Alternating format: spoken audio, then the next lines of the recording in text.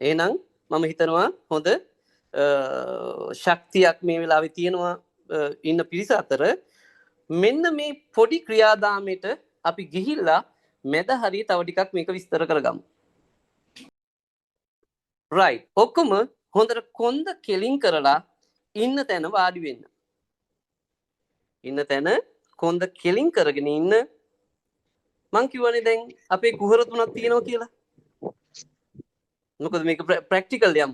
අද නේ අද හොඳ ඕගලන්ට මේ එකක් හම්බුණා. ඒ වගේම මේ විස්තර කරන්න මොකද්ද ජීවිතය කියන්නේ, මොකද්ද මරණය කියන්නේ, මේකේ පැවැත්මේදී මේ ලෙඩ රෝග එකින් එකට එන ඒවා. ඒ පේජ් එකක් හදලා සම්පූර්ණවම ওই වටපිටාව හදාගෙන ආව සරල විදිහට. මේ හෝමෝන්ස් ටික දාලා හෝමෝන තියෙන තැන මොනවද, මේවත් එක්ක වෙන්නේ මොකද්ද, චක්‍ර මොනවද, මෙහෙම දාගෙන ආවා.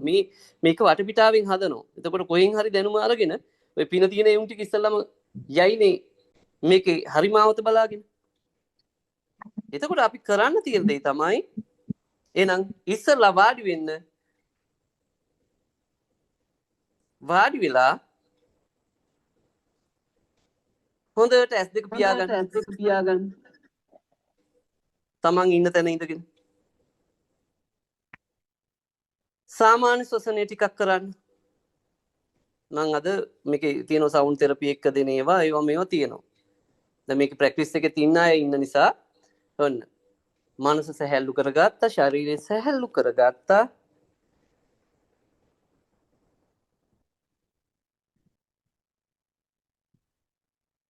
සාමාන්‍ය ශ්වසනය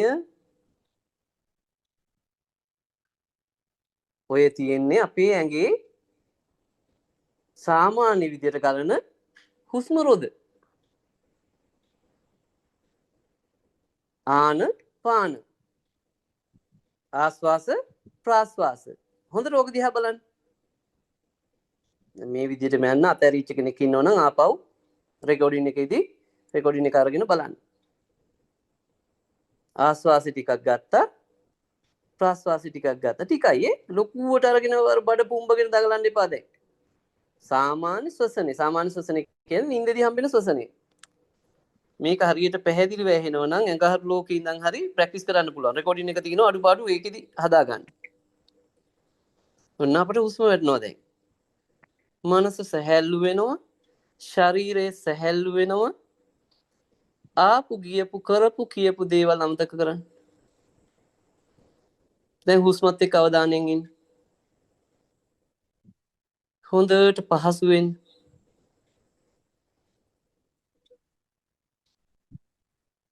තමන්ගේ ඇතුළට තමන් යන්න. මේක කොච්චර වටින ශරීරයක්ද. විනාඩියක් දෙකක් මෙයත් එක්ක ඉන්න බලන්න. එළි රෑ වෙනකන් කොච්චර වැඩ ටිකක් කරලා දෙනවද කියලා හිතන්නකෝ අපිට. එහෙනම් පළවෙනි එක මගේ කාර් එකද, මගේ ඉඩමද, මගේ ප්‍රාග්ධනය නෙවෙයි. මේ ඔක්කොම ඇති කරේ මෙයා. එහෙනම් මං සලකන්න ඕනේ මෙයාට. මෙන්න අද උගන්වනවා මෙයා ගැන. මෙයා ගාවට යන්න. හොඳට යන්න. එයාගේ ඇතුළට යන්න. දැන් බලන්න ඕගොල්ලන්ට එයාව ටච් වෙන විදිය. ඔන්න දැනෙනවා.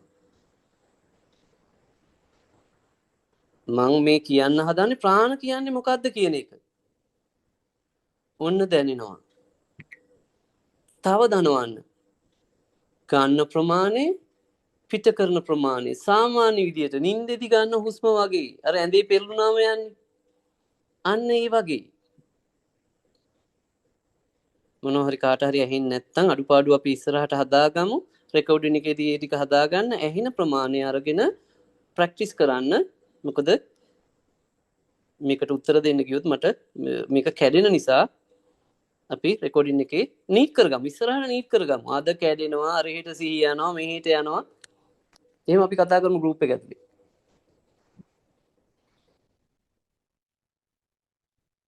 ගන්න ප්‍රමාණය, පිට කරන ප්‍රමාණය. අද මේක ඒ සෙක්ෂන් කියලා දින සෙක්ෂන් ටිකට විතරක් යන්න. මේ ඔක්කොම අල්ලන්න ගිහලා තමයි කෙලිය ආවේ. මොනවත් කරගන්න බැරුනේ. අන්න දැන් ගන්න ප්‍රමාණය චුට්ටක් වැඩි කරන්න. සාමාන්‍ය තලයේ හිටිය හොඳට පහසු වුණා. මට මාර සනීපයක් ආවා. මට මාර පහසුවක් ආවා. උරස් කුහර උදර කුහර දිග ඇරිලා මගේ තිබුණේ. උරස් කුහර උදර කුහර දිග ඇරලා තිබුණේ. මේක දිග පළල හදන්නේ. එහෙනම් පළවෙනි එක තමයි ඔය රෑ නිින්දෙදි කරන්නේ අපි. සාමාන්‍ය ශ්වසනය. එයා නැත්තම් ආපහු නැගිටින්නේ නැහැ මිනිස්සෙක්.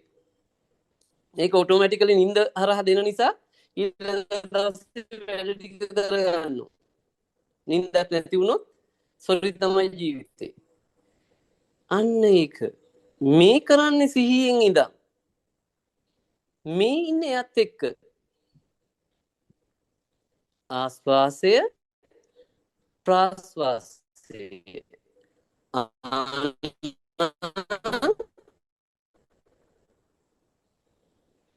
පාන මේ පරාසය ගන්න ප්‍රමාණය ආස්වාසය ටික ටික වැඩි කරනවා ප්‍රාස්වාසය ටික ටික වැඩි කරනවා. මම මේක වීඩියෝ නැති එකට හරි කැමතියි. S2 පියාගෙන තනි වෙන්න. ඉන්න තැන ඉඳන් හොඳට රිලැක්ස් වෙන්න. අභ්‍යාස ටික මේ පහු වෙනකොට ඕගොල්ලන්ට තේරෙයි බොඩි එකට. මොකද නුවන්ස කිව්වේ එතුමා හරියට මේක කරනවා ලයින් වෙලා කරන වෙලාවට. ඒක නොකරන කෙනෙකුට තමයි මේක තේරෙන්නේ නැත්තේ. බෙහෙත් ටික දුන්නම බොන්නේ නැති වුණාට පස්සේ ප්‍රශ්නයක් තියෙනවනේ. එකඟ වෙන්න.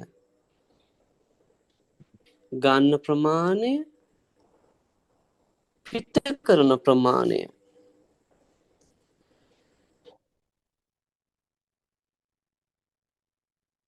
ඔන්න අපිට තේරෙනවා දැන් මනස සැහැල්ලු වෙනවා ශරීරය සැහැල්ලු වෙනවා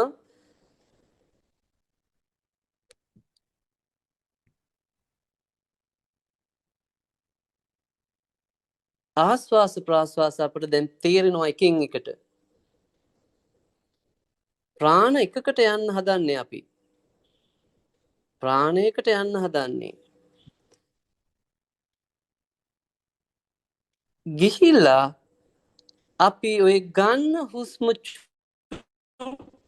ටක් වෙලා රඳවගෙන ඉන්නවා ලොකුවට Tamanට රඳවගෙන ඉන්න පුළුවන් ප්‍රමාණය ඉඳලා අනිත් පැත්තට හැරෙන්න.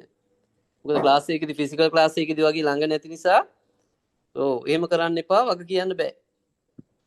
ඒක නිසා සාමාන්‍ය විදිහට හුස්ම ටිකක් අරගෙන රඳවගෙන ඉන්න. Tamanට ඉන්න පුළුවන් වෙලාවෙ. අපහසු වෙනකොට ප්‍රාශ්වාසය කරන්න. අපහසු වෙනකොට ඔන්න අපි ආශ්වාසයක් ගත්තා. ටික වෙලාවක් රඳවගෙන හිටියා. අපහසු වෙනකොට ප්‍රාශ්වාසයට ගියා. හරි සරලයි. ආපහු ටිකක් සාමාන්‍ය ශ්වසනය කරනවා. ආපහු ආශ්වාසයක් ගන්නවා. චූටි වෙලාවක් ඉන්නවා. එයත් එක්ක ඉන්න. ඉඳලා ප්‍රාශ්වාසයේ දුනා.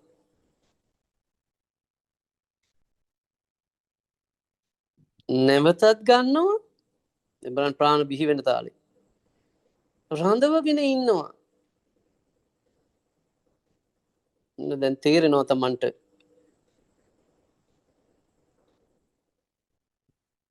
අපහසු වෙනකොට ප්‍රාශ්වාසය කරනවා.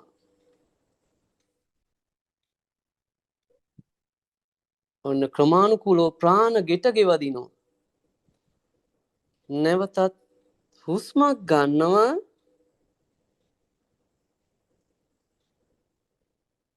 රඳවගෙන ඉන්නවා. හෝල් කර ගන්නවා.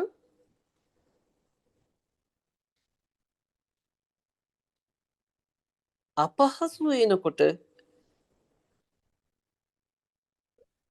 ප්‍රාශ්වාසයේ යෙදෙනවා. ජීදිලා හොඳට රිලැක්ස් වෙන්න. හොඳට රිලැක්ස් වෙන්න. රිලැක්ස්.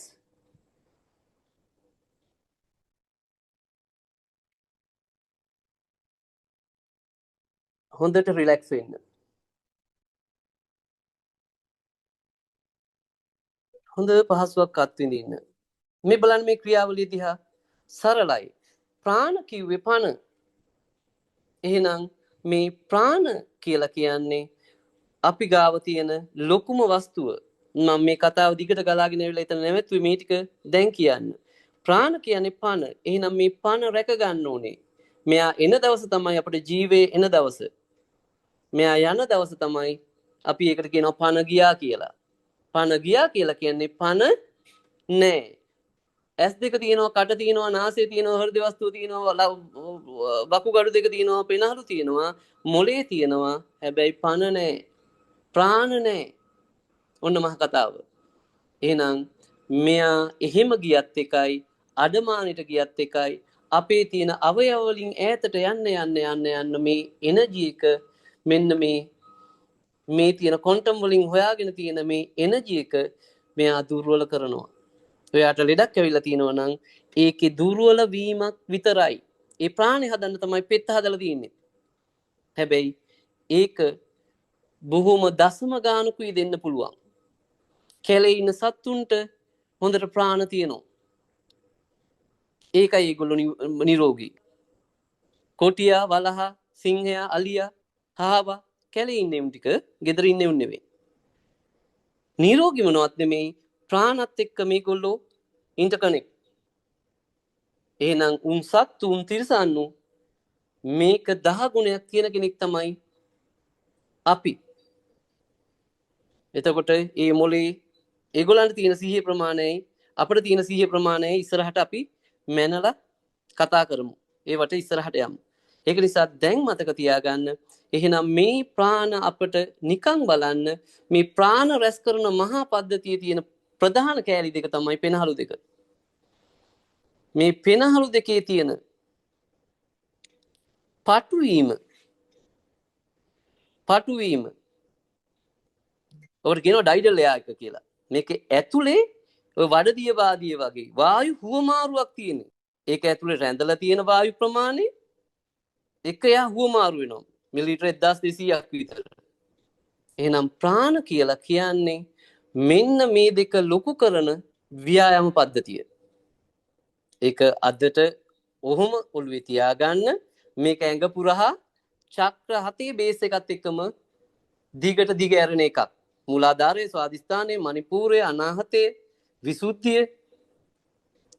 දැන් මේවා සරලව ගත්තොත් දැන් අද බුස්නාවි මණ්ඩලත් එක්ක කතා කරනවා. නේ? ඇඩ්‍රිනලින් වල ඉඳලා සෙරටොනින්, මෙලටොනින්, තයිරොක්සින් දක්වා පිටියුටරි ග්‍රන්ථි දක්වා මේක කතා කරනවා අපි නේ. පීනල් ග්ලෑන්ඩ් එක, තයිමස් ග්ලෑන්ඩ් එක ගක අපි මේ කතා කරන්නේ මේ අරකම තමයි. එතකොට මේ බලන්න ප්‍රාණ මේ පණ නැත්තේ ඇයි? ඇයි දුර්වල? ඇයි වැඩක් කරගන්න බැරි? ඇයි කරන වැඩේ හරියන්නේ නැත්තේ? එහෙනම් මේ තියෙන්නේ මොකද්ද? මෙන්න මේ බොඩි එක ඇතුලේ මේ ලේ සාන්ද්‍රයට දෙන විද්‍යාත්මක දෙන එනර්ජි එක අපි අඩු කරගෙන තියෙන්නේ. ඔතනින් එහාට බලන්න ලේ සවුත් වීම නිසා තමයි සියලුම දුර්වලකම් එන්නේ. හොඳට මතක තියාගන්න. මේකෙදි ප්‍රාණ කරන සිස්ටම් එකක් තියෙනවා. එතකොට මේකේ ඒ සිස්ටම් එකයි ඔයගලන්ට උගන්වන්න ඕනේ. මේක හරි සරලයි. හරි සරලයි. මේකේ භාවිතයට එන්න, මේක ව්‍යායාම පද්ධතියට යන්න.